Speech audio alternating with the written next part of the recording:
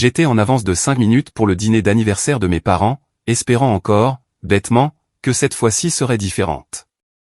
La salle privée brillait sous une lumière dorée, et mon fils, Léo, serrait ma main comme il le faisait toujours quand il se sentait petit dans de grands endroits. « Je peux avoir un dessert ?» a-t-il chuchoté.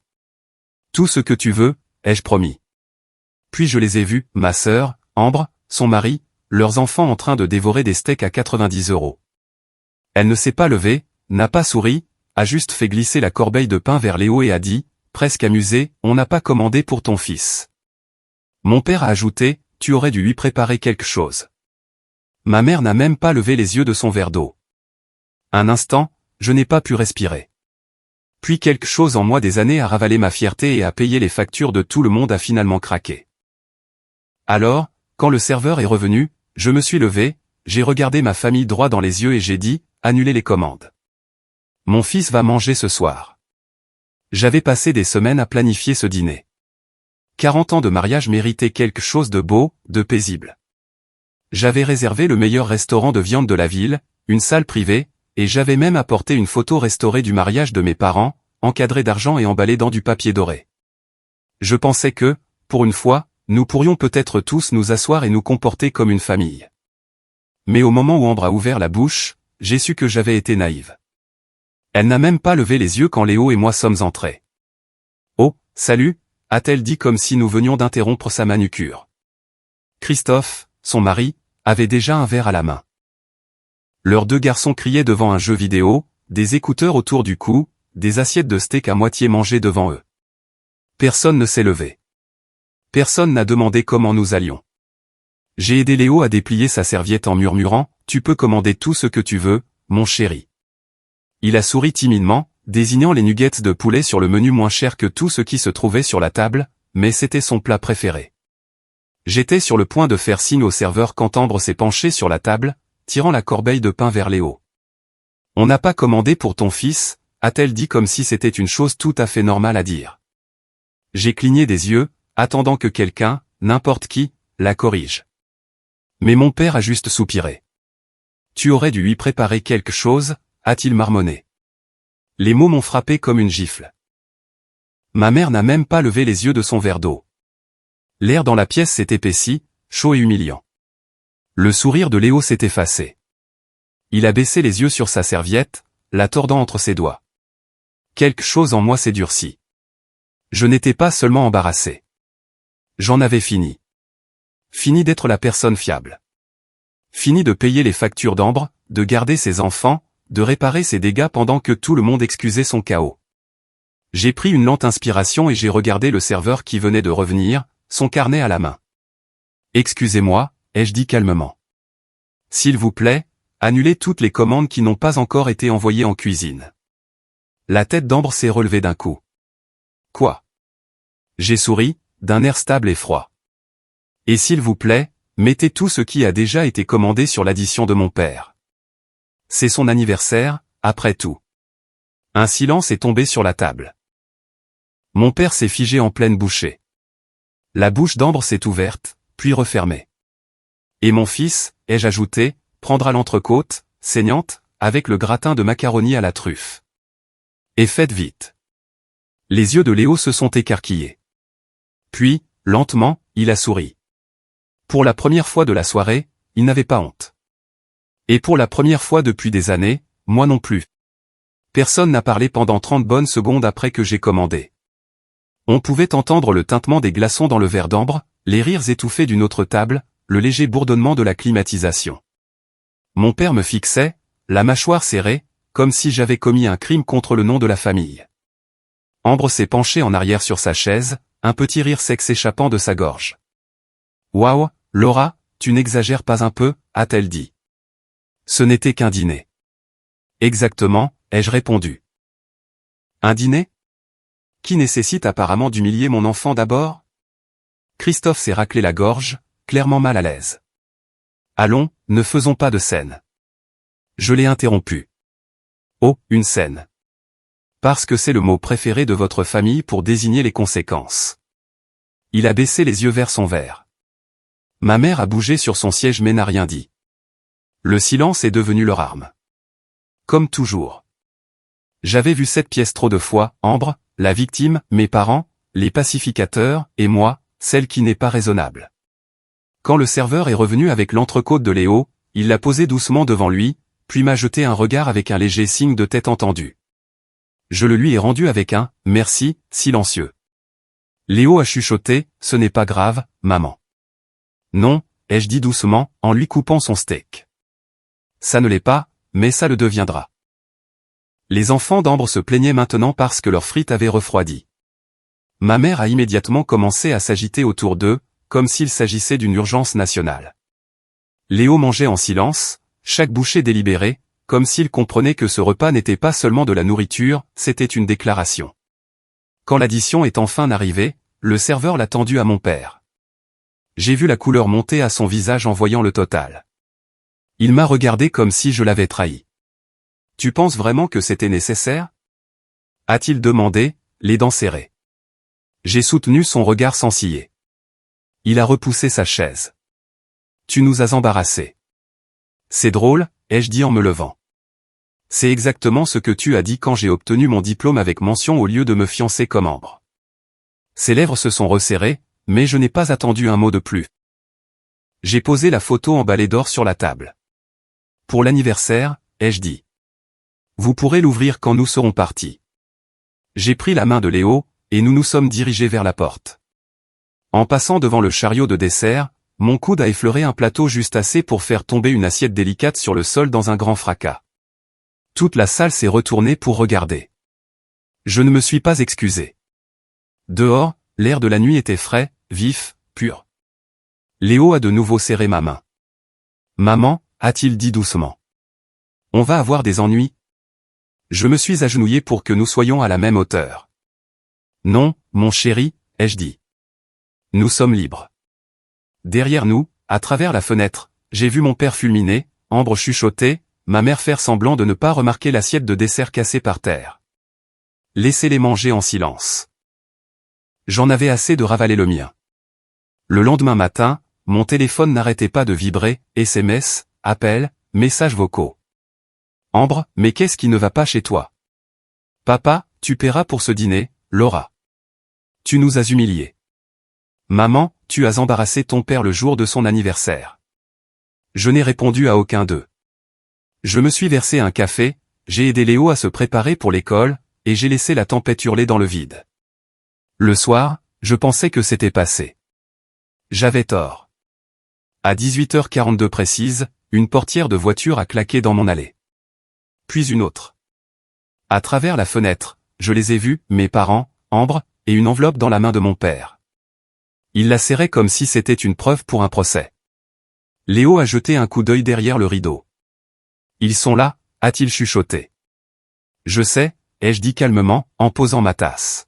« Va dans ta chambre, mon chéri. » La sonnette n'a pas retenti. Ils sont entrés comme si ma maison leur appartenait encore. « Laura » a commencé ma mère, sa voix dégoulinant d'un calme théâtral. « Nous devons parler. » Ambre a croisé les bras. « Tu as embarrassé toute la famille hier soir. Tu as transformé un simple dîner en cirque. » Je me suis appuyé contre le comptoir, les bras croisés. « Tu veux dire le dîner où vous avez refusé de nourrir mon fils ?» Papa a laissé tomber l'enveloppe Kraft sur l'îlot avec un bruit sec. « Ça, c'est la facture pour la salle privée. 900 €. Comme tu as décidé d'annuler des choses, tu paieras ta part. » J'ai regardé l'enveloppe, puis je l'ai regardé lui. « Vous êtes venu ici pour 900 €. Ambre a ricané. « Tu es incroyable. » C'est à ce moment-là que j'ai pris mon téléphone et appelé l'oncle Marc. « Ils sont là » ai-je dit simplement. « On arrive dans 10 minutes » a-t-il répondu. La pièce est devenue silencieuse. Ambre a froncé les sourcils. « Tu as appelé des renforts ? Mon Dieu, tu as toujours besoin d'un public. J'aime juste avoir des témoins, ai-je dit. 9 minutes plus tard, Marc et la tante Diane sont entrés sans frapper. Le faux sourire de ma mère a vacillé. La couleur a quitté le visage de mon père. Marc s'est tenu à côté de moi, silencieux mais solide. Les yeux de Diane ont balayé la pièce comme si elle collectait des données. Faisons ça vite, ai-je dit. J'ai fini de soutenir Ambre. Le loyer que je couvre depuis 1 an ? Fini. Le babysitting? Fini. Les excuses? Fini. La voix d'Ambre s'est élevée. Pardon? C'est toi qui as proposé. Tu voulais aider. Le ton de Diane l'a transpercé comme une lame. Tu voulais de l'aide, Ambre. Et Laura te l'a donné. Chaque fois que tu appelais en pleurant à propos des factures, de Stéphane ou de la vie qui est injuste. C'est quand la dernière fois que tu l'as aidée, elle? La mâchoire d'Ambre s'est crispée. Pas de réponse. Papa a frappé la paume de sa main sur le comptoir. Assez. C'est entre sœurs. Diane n'a pas bronché. Alors peut-être commencer à vous comporter comme tel. Silence. J'ai ouvert l'enveloppe, j'ai sorti la facture et j'ai regardé le chiffre, 900 € rond. J'ai fouillé dans mon sac, sorti mon portefeuille et posé 9 billets de 50 € sur le comptoir. Tenez, ai-je dit, non pas par obligation, mais par pure mesquinerie.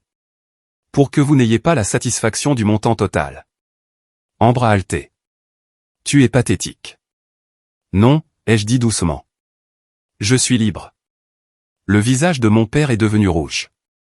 Nous t'avons mieux élevé que ça. Je me suis dirigé vers la porte et je l'ai ouverte en grand. Non, ai-je dit, la voix calme et stable. Vous m'avez élevé pour servir, pour me taire, pour faire la paix à mes propres dépens. Je suis en train de désapprendre ça maintenant. Pendant un battement de cœur, personne n'a bougé. Puis Marc s'est tenu à côté de moi. C'était suffisant. Ils sont sortis en file indienne en colère, marmonnant, claquant la porte derrière eux. Je l'ai verrouillée. Puis je suis resté là, à regarder l'espace vide où se trouvait l'enveloppe. Ce n'était pas du soulagement.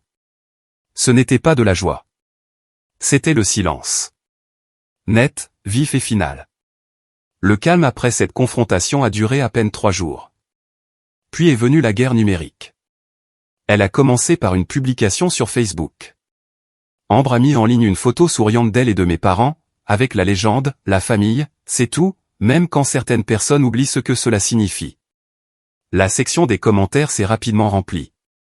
Des cœurs, des prières, des cousins intervenant avec des « tellement vrai » et « tu mérites la paix, ma belle ». Pas de nom, bien sûr, mais tout le monde savait qui étaient ces « certaines personnes ». Je n'ai pas répondu. Je ne me suis pas défendu. J'ai juste fait défiler, fait une capture d'écran et fermé l'application.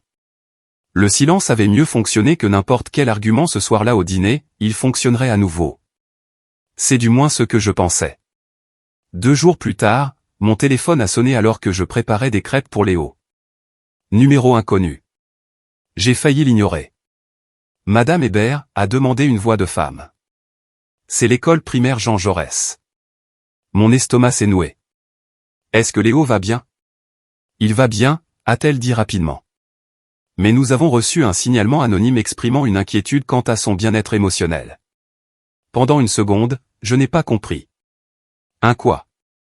Un signalement, madame. Quelqu'un a affirmé qu'il était renfermé, peut-être négligé. Nous sommes tenus de faire un suivi. J'ai posé la spatule, le cœur battant. Renfermé? J'ai jeté un coup d'œil à Léo, assis à table, noyant joyeusement ses crêpes sous le sirop. Oui, madame. La conseillère lui a parlé aujourd'hui. Il semble aller parfaitement bien respectueux, poli, aucun signal d'alarme mais nous sommes tenus de le documenter. Et voilà, le déclic de la reconnaissance. Froid et tranchant. Anonyme. La famille, c'est tout. J'ai pris une inspiration. Merci de m'avoir prévenu. Quand j'ai raccroché, mes mains tremblaient, non pas de peur, mais de fureur. Ce soir-là, je me suis assise près de la fenêtre après que Léo soit allé se coucher, regardant le reflet de l'écran de mon téléphone briller sur la vitre. L'appel tournait en boucle dans mon esprit comme un parasite, renfermé, négligé. Ces mots allaient maintenant vivre quelque part dans un dossier sur mon fils parce que quelqu'un voulait me punir d'avoir posé une limite. Le lendemain matin, on a de nouveau frappé. 2 femmes en civil se tenaient à ma porte, badge en évidence. Madame Hébert, aide sociale à l'enfance. Le monde semblait se rétrécir autour de leur voix. Je me suis écarté. Entrez. Elles étaient polies, professionnelles. Elles ont vérifié la cuisine, le frigo, la chambre de Léo remplie de livres, de Lego et de linge propre. Elles ont posé des questions, pris des notes. Qui a fait le signalement, ai-je demandé. L'un d'eux était anonyme, a dit l'une d'elles avec précaution. Ça arrive. Quand elles sont parties, l'une d'elles a hésité sur le porche. Madame Hébert, a-t-elle dit doucement. Nous voyons ce genre de cas tout le temps. Vous avez l'air d'être une bonne mère. Je l'ai remerciée. J'ai fermé la porte. Puis je me suis laissé glisser contre elle jusqu'à être assise par terre. L'humiliation me brûlait, mais en dessous, il y avait quelque chose de plus froid, la stratégie. Il voulait me faire peur, me faire douter de moi-même, me ramener dans le même piège de culpabilité dont je m'étais échappé. Mais cette fois, je ne réagissais pas avec mes émotions. Je documentais. Ce soir-là, j'ai appelé l'oncle Marc. Ils ont fait un signalement, ai-je dit d'un ton neutre. Il y a eu une pause. L'ASE? Oui. Il a expiré lentement. C'était le tir de semonce. Je sais. Tu dois agir prudemment maintenant. Commence à constituer ton dossier. Capture d'écran, témoignage, tout. J'ai déjà un dossier, ai-je dit en regardant mon ordinateur portable. Il s'appelle le dossier Ambre. Il a laissé échapper un petit sifflement. Bien. Continue.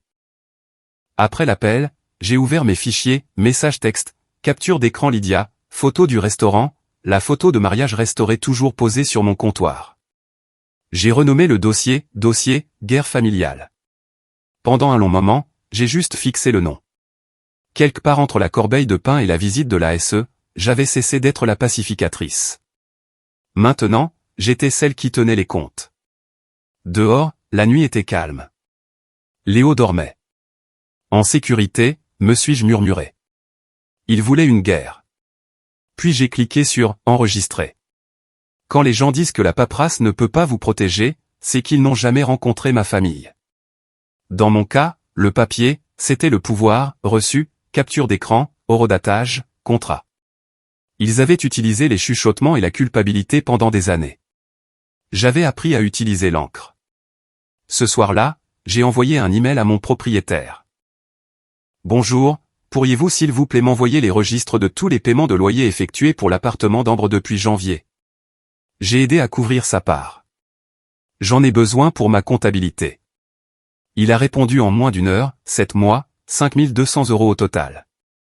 Chaque transaction remontait jusqu'à moi. Je les ai tous imprimés, les dates, les notes Lydia, même la fois où j'avais écrit « pour ta moitié du loyer ». N'oublie pas de me rembourser. Elle ne l'avait jamais fait. Puis j'ai creusé plus profondément les messages où elle suppliait de l'aide parce que Christophe avait perdu son emploi.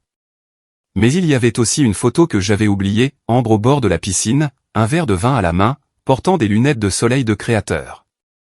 L'horodatage, ce même week-end. Je l'ai fixé, me souvenant comment je lui avais viré 180 € ce jour-là. Je l'avais cru quand elle avait dit qu'elle ne pouvait pas se payer à manger. Un petit rire m'a échappé. Pas amer, juste fatigué.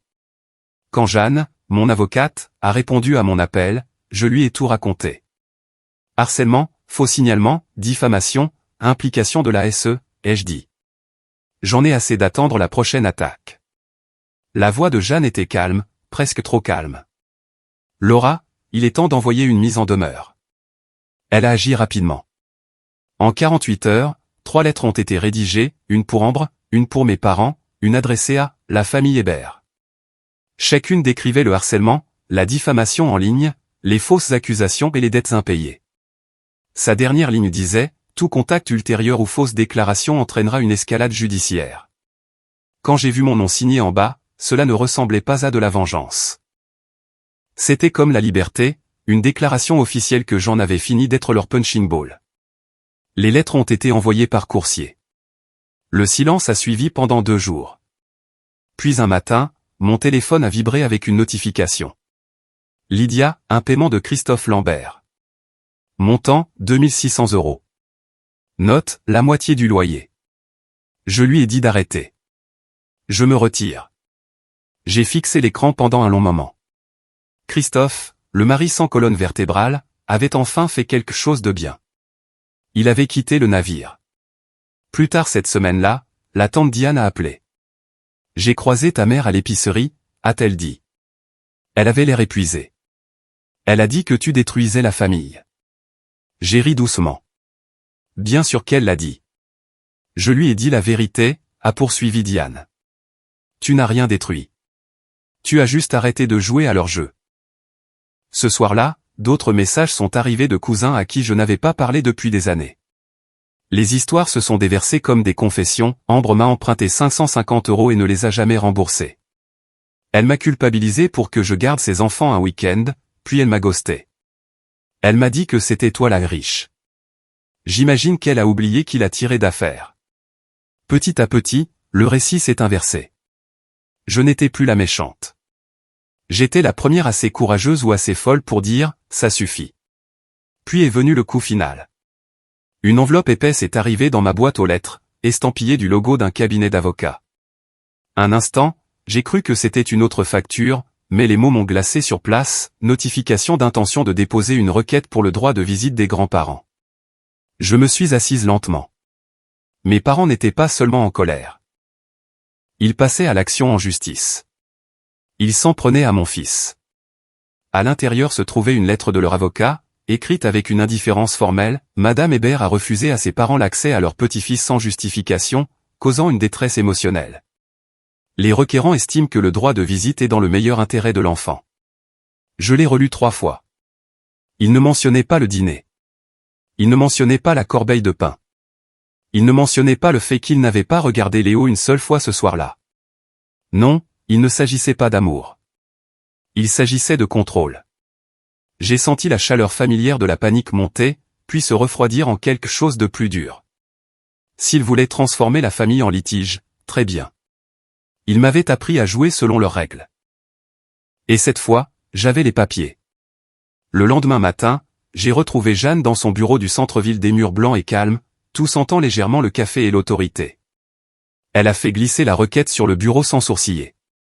Leur dossier est vide, a-t-elle dit sèchement. La loi française est claire.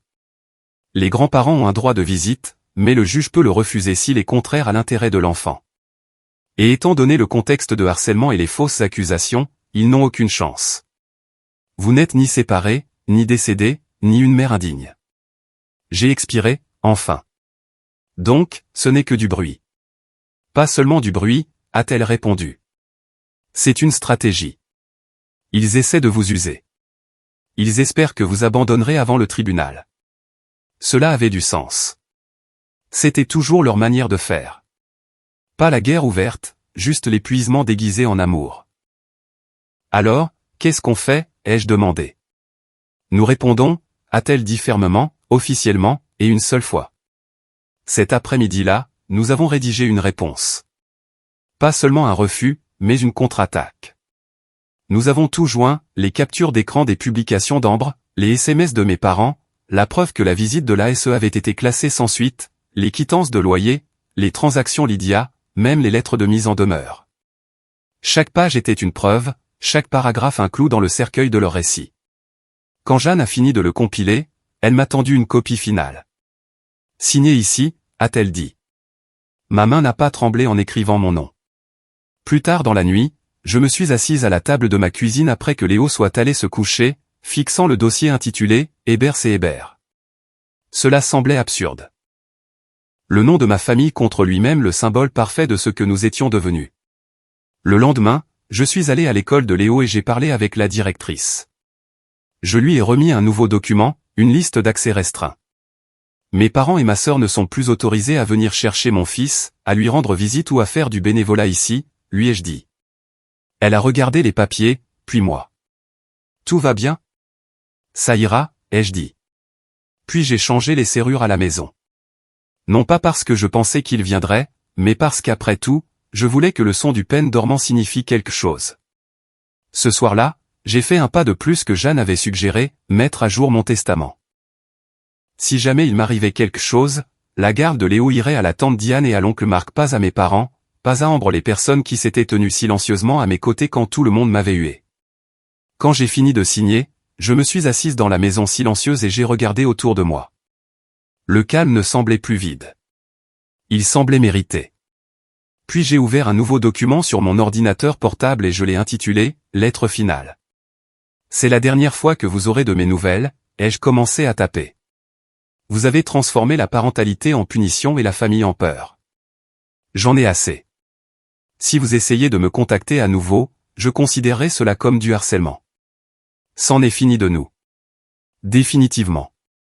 Je l'ai enregistré, imprimé 2 copies, les ai scellées dans des enveloppes et les ai posées sur le comptoir. Demain, je les posterai. Ce soir, je dormirai pour la première fois depuis des années sans attendre que le téléphone sonne. J'ai posté les lettres le lendemain matin. Une à mes parents, une à Ambre. Pas de signature, pas d'adresse de retour, juste mon écriture sur une enveloppe blanche et le poids de tout ce que j'avais porté pendant des décennies. Au moment où la camionnette du facteur a disparu au bout de la rue, je me suis sentie étrangement légère.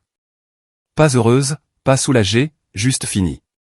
Je suis rentré, j'ai fait du café et j'ai regardé la pile de dossiers juridiques sur la table. Affaire de famille, me suis-je murmuré, riant presque de la littéralité de cette expression. Le téléphone est resté silencieux toute la journée.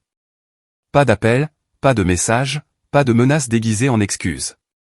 Je n'avais pas besoin de vérifier les réseaux sociaux pour savoir ce qui allait suivre. Une autre publication énigmatique. Une autre tentative de faire de moi la méchante. Mais cette fois, je m'en fichais. Leur monde fonctionnait à la validation. Le mien était construit sur des preuves. Ce soir-là, pendant que Léo faisait ses devoirs, j'ai ouvert mon journal et j'ai recopié le contenu de ma lettre finale mot pour mot. C'est la dernière fois que vous aurez de mes nouvelles. Je vous ai donné des décennies de chance, et vous m'avez récompensé par la trahison, les mensonges et maintenant des menaces judiciaires contre mon enfant. Vous n'êtes plus ma famille. Si vous essayez de me contacter, moi ou Léo, à nouveau, je demanderai une ordonnance de protection. Si vous vous présentez à ma porte, j'appellerai la police. Si vous tentez de vous impliquer à nouveau dans ma vie, je rendrai chaque détail public. C'en est fini de nous pour de bon. Je l'ai lu à voix haute une fois. Les mots n'ont pas tremblé. Puis j'ai arraché la copie de mon journal, je l'ai plié soigneusement et je l'ai glissé dans le tiroir du bas avec le reste de ma documentation, la trace écrite de tout ce que j'avais survécu. Avant d'aller me coucher, je suis resté un moment dans l'embrasure de la porte de Léo. Il dormait, le visage calme, le genre de paix que j'avais oublié être possible. J'ai chuchoté, c'est fini, bien qu'une partie de moi n'y croyait toujours pas. Mais quand j'ai éteint la lumière, il n'y avait pas d'angoisse, pas de téléphone qui vibre, pas de culpabilité qui attendait dans le noir, juste le silence et le rythme doux de la respiration de mon fils. Une semaine plus tard, j'ai emmené Léo camper. Pas de téléphone, pas de bruit, pas de rappel de ceux que nous avions exclus de nos vies. Juste nous, une tente et le battement régulier du cœur de la forêt. Le ciel était d'un bleu profond au moment où nous avons allumé notre petit feu. Léo a fait griller une guimauve, ses joues rougeoyant dans la lueur de la flamme. Pour la première fois depuis des mois, son rire semblait spontané, léger, honnête et entier. Il m'a regardé en souriant.